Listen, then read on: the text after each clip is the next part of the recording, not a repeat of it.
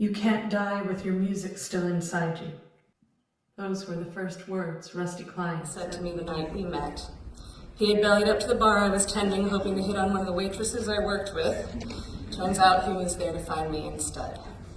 Before we knew what was happening to us, we were deep in conversation about human cognition and free will and brain surgery and God and single malt scotch. And I let him stay after closing time so I could pour him the good stuff and delay our first goodbye.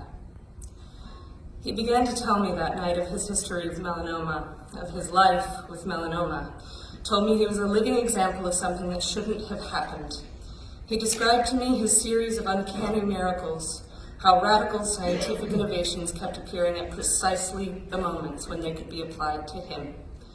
He shared his reverence for the work being done in the field, revealed to me the audacity of his ambitions for survival, floored me with his vision of hope. And he shared with me his deepest fear. The universe had a purpose for his survival, a song he was yet meant to sing.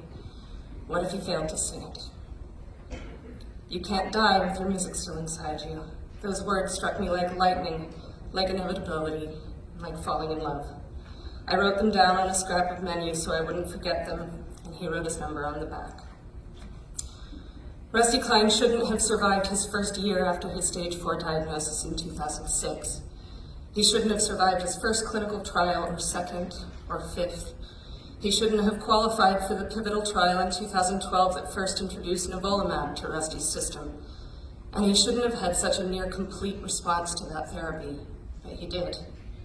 Rusty shouldn't have had years of relative health and vivacity after that, the years when he spread his story of hope above all else far and wide, the years when he became involved with the Melanoma Research Alliance, an organization so dear to Rusty and to me because it is so like himself, audacious in its ambitions, eschewing the safe language of merely advancing treatment for the bold intent of finding a cure.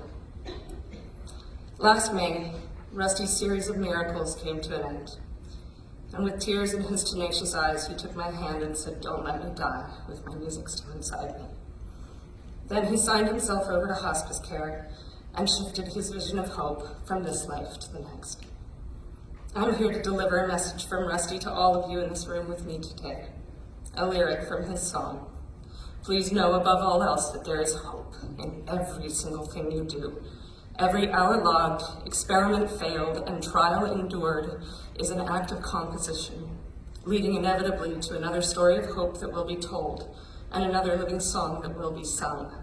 The vibration of all your work, all our efforts in concert like this is the music that couldn't die with Rusty. Rusty Cline shouldn't have appeared in my life at precisely the moment I needed the music awakened within me. He shouldn't have, but he did. Because of your work, I got to sing with Rusty all the way to his final breath, and I know something now, which I never could have guessed the night that he and I first met. You can't die with your music still inside you. It lives on in each of us. We're all in this together, and the masterpiece plays on. Thank you.